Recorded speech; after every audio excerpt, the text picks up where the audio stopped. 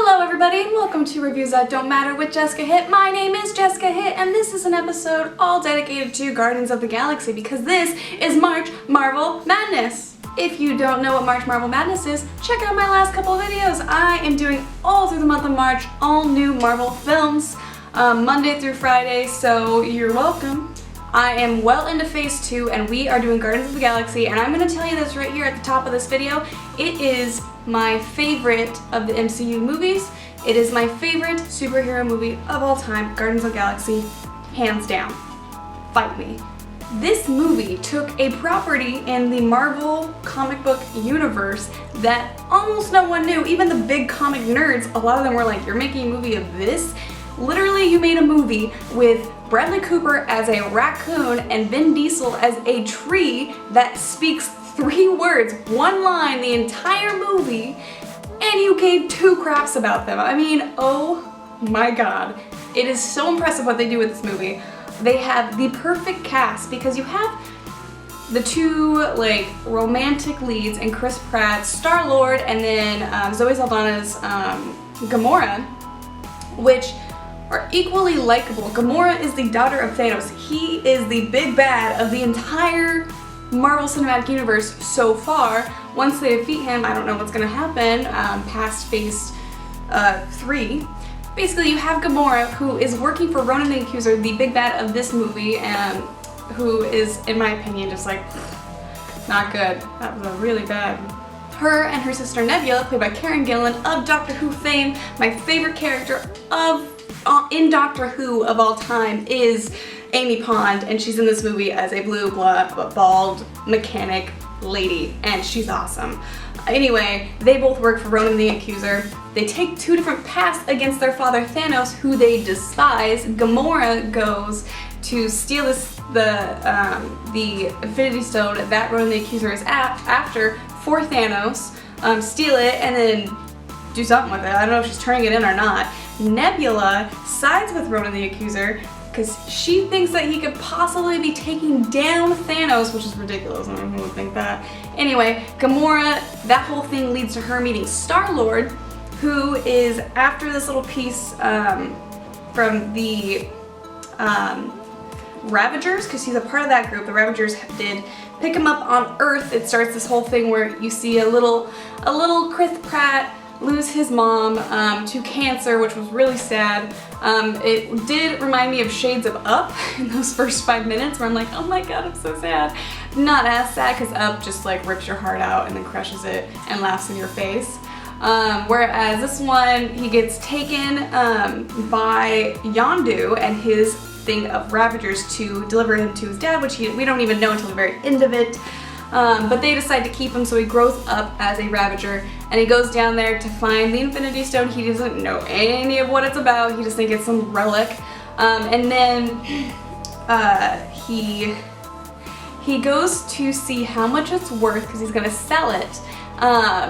And the little like guy he's trying to sell it to won't buy it because he's like, Ronan the Accuser's after this, I ain't doing this. And that leads to a big fight with them, and then it brings in Rocket Raccoon, played by Bradley Cooper, who is my favorite character in this entire thing. I love Rocket Raccoon. And then his tree pal, Groot, who are kind of bounty hunters in a way. And they see that there is a big thing for Star-Lord and Gamora, or no, it's Gamora. They see that there's a bounty for her because she is the daughter of Thanos, and so they're trying to make some easy money, and they all get in a fight and they have to go to jail because it's a public nuisance or whatever, public disturbance. And in that jail is where they meet Drax the Destroyer, who's played by Dave Bautista, who is awesome in this movie. I mean, he says some of the funniest lines in this movie, some of the funniest lines in cinematic history, in my opinion. I think that's really impressive for a guy who was a wrestler. And not all wrestlers turn out to be great actors. I mean, look at Hulk Hogan. They can't all be The Rock, you know?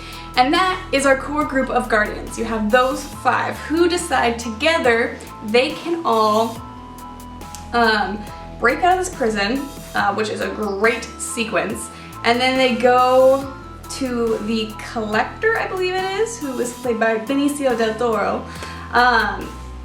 which gives you like a really fun little, they go into that and they've already kind of bonded, but they really don't get along. They're they're misfits that are just kind of thrown together.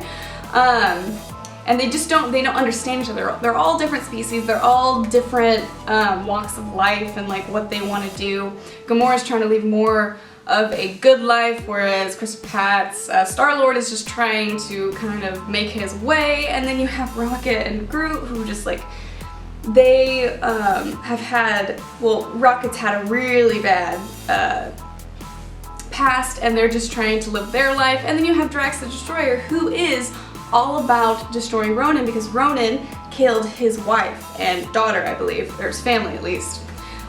So he has taken that revenge plot by himself. Anyway, they go to this organic skull planet, basically, and they go inside it, they find the Collector, and he tells them about the Infinity Stones. And this is the first time we really get the story of the Infinity Stones from the entire cinematic universe. I mean, we've seen a couple of them. We've seen the Ether, we've seen the Tesseract one, the Mind Stone. So we've seen those, and this is bringing in I can't remember the name of it, but the purple one. Oh, sorry.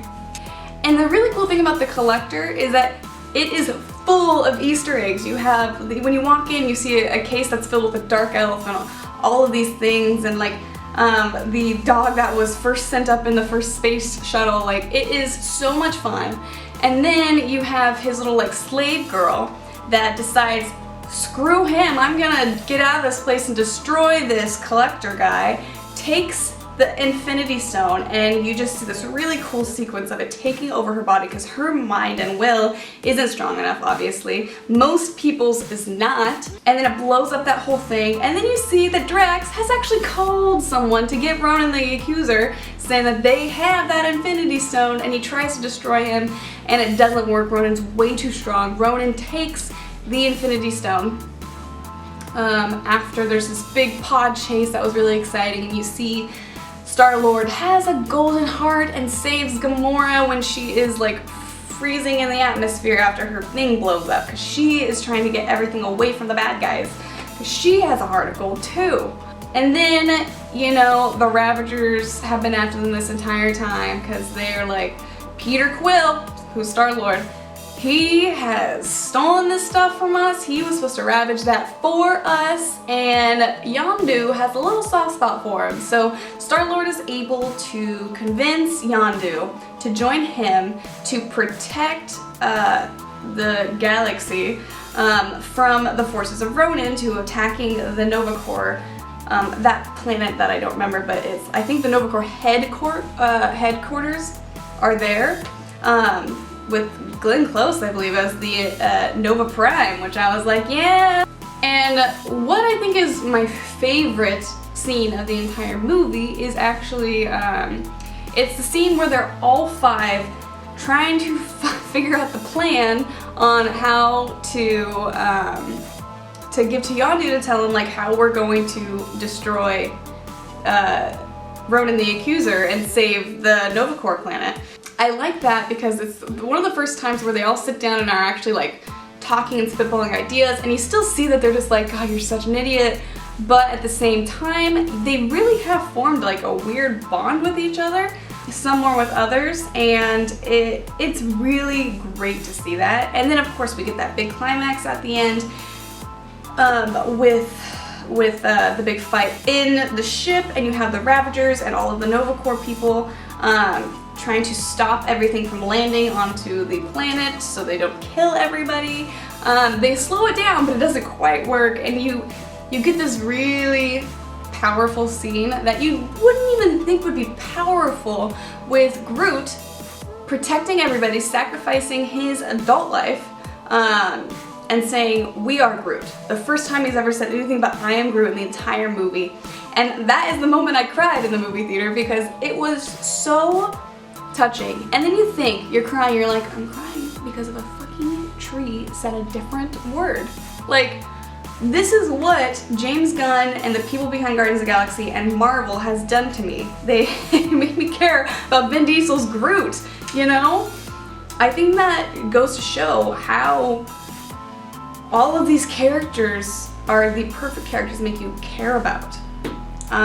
Because they're likable, all in their own way they are likable, but they also have these flaws in them, and I am personally a person that loves character flaws in people because everybody in the world has major flaws to them that would make other people not like them or makes them not perfect, and that's what makes us human. And I love that they have that in all of these different characters, even when not all of them are human, you know, only one of them really is human. One thing I will say is that I think Guardians is one of the most important of the movies that are going to connect the rest of the cinematic universe from Earth to Thor to Guardians. Thor is probably the real bridge, but this is the first time we've seen Thanos in a bigger role than an end credit, you know? We see several scenes with him. You get more of Josh Brolin's take on him, his sheer size, his power.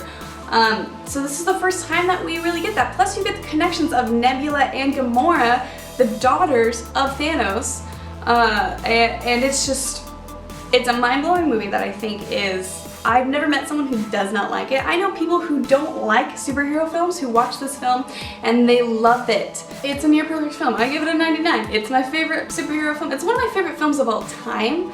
Not my favorite one of all time, but it's up there for sure. I'd say top at least 10, maybe 5 if I sat down and like took a look at all of my favorite movies. Okay, so that is my review of Guardians of the Galaxy. If you like this video, give it a thumbs up, comment down below, tell me why this is your favorite movie, because I can't believe that it would not be your favorite Marvel Cinematic Universe movie. So don't prove me wrong down there. Anyway, also subscribe if you don't want to miss any other videos. I will see you guys on Monday with another one continuing on with phase 2. I will see you guys later. Bye.